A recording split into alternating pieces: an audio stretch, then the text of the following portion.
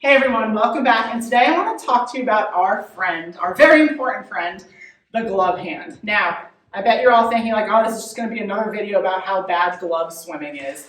True, okay. We know that as pitchers, we want our glove hands to kind of stay tight to our body, and a lot of times, especially younger pitchers, can run into a lot of issues with body positioning and ultimately delivery because of what they call glove swimming. So glove swimming is when the glove hand comes out, way out to the side, kind of swims out to the side as you're delivering, which can make it hard to keep your hips and shoulders in the correct position as you're delivering, okay? But is that the only glove issue that we can see? No, unfortunately. Today, there are 4 other glove issues I want to talk to you about. And this one probably not, this first one is one probably not a lot of people think about. And it's not allowing the glove to come out enough. What do I mean by that? So as you come off the rubber, okay, hands always want to work together. So after you get into your load, your glove is going to come back with your backswing, or if you don't have a backswing, it's going to come right here. Your hands reach out together up the front side of the arm circle, and then as you're opening, you actually want that glove to come out to about the side of your front leg. So that allows your hand to get to a good position here, and you have a good position to fire that hand through while still keeping your glove hand shoulder in, so that you're not prematurely rotating those shoulders. Sometimes pitchers allow their glove hand to actually follow their shoulders as they're opening into power K. Let me show you what I mean by that.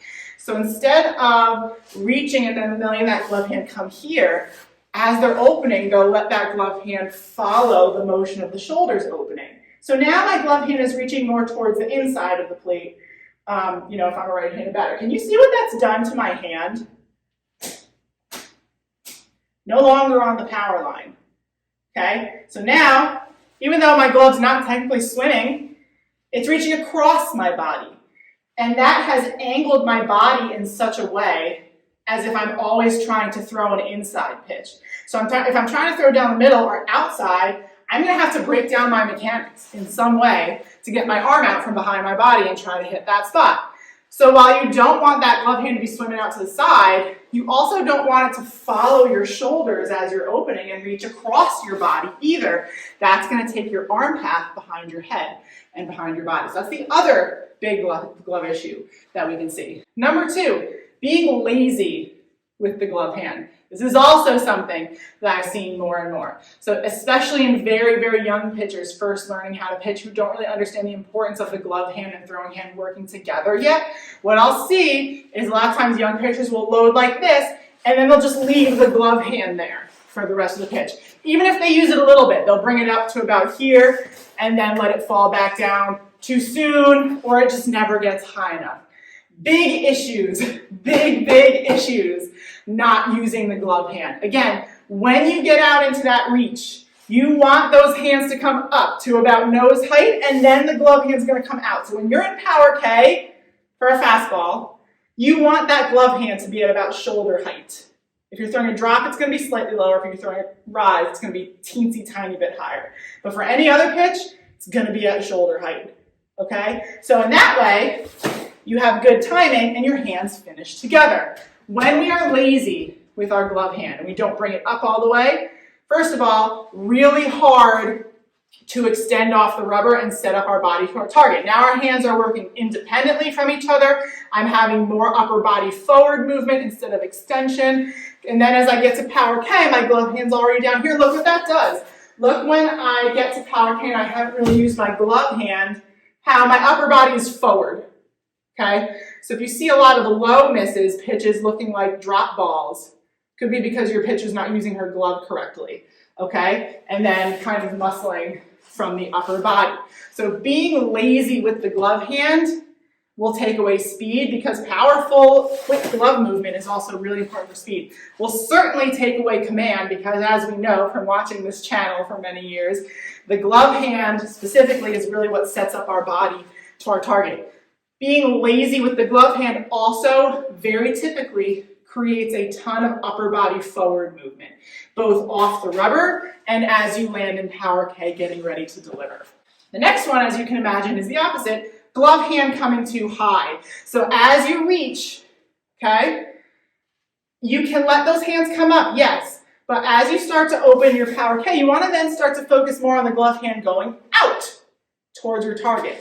What a lot of pitchers will continue to do is as the throwing arm continues to come up the front side of the arm circle, they'll also allow their glove hand to continue going up the front side of the arm circle. So they'll reach nicely, maybe it might be a perfect reach position, but then as they start to come up the front side of the arm circle, the glove will come too. Typically after that, it usually waves out to the side, but even if it doesn't, that glove hand being up too high will create a dip in your back shoulder to try and level, to even you out. And this is going to put you in a rise ball position, a really excessive rise ball position, I might add.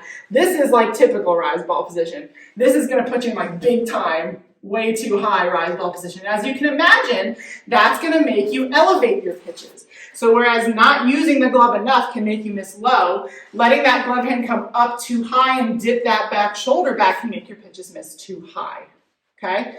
The final one I want to talk about is a little bit controversial because everyone has different views on this. I, myself, have mixed views on it, so I'd actually love to hear everyone's thoughts on it. And that is something that I would guess you've probably seen 90% of pitchers do, and that is slapping the hand down on your leg as you deliver. I would say the majority of pitchers do this. So as they load, they come around, and they bring that glove hand down to their thigh as they deliver. I am by no means saying that if you do that, you're not going to be a successful pitcher. There are tons of D1 pitchers doing that glove slap.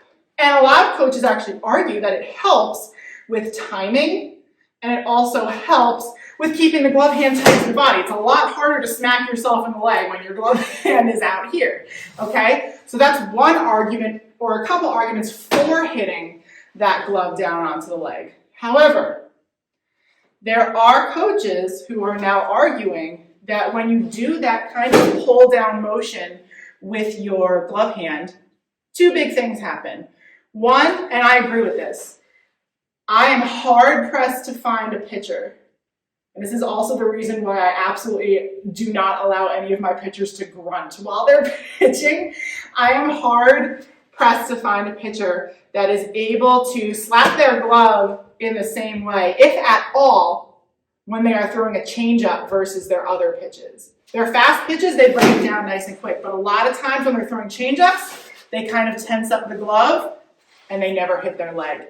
As you get to the higher levels, that is something that audibly is going to be picked up by the other team, by the coaches, and it's going to give away one of the most important pitches that you could be throwing as a pitcher. So very good point there, okay? The next point, though, is interesting and definitely something to think about.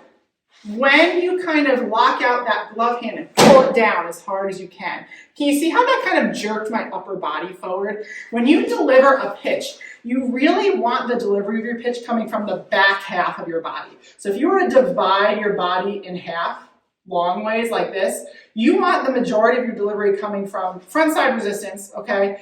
But the back leg driving through and the lower arm driving through.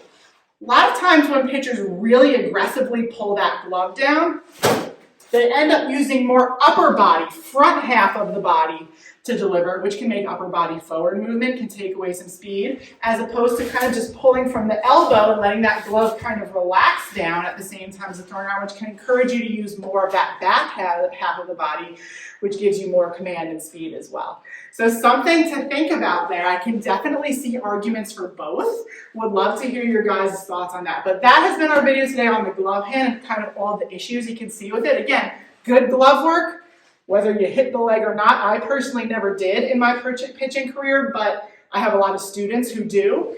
You want that glove hand to work together with your throwing arm at all times. They come up the front side together, reach out to your target in Power K, finishes at the same time that your hand comes through and you deliver. I hope you guys have found this helpful. I've got a lot more videos coming your way, and I'll talk to you soon.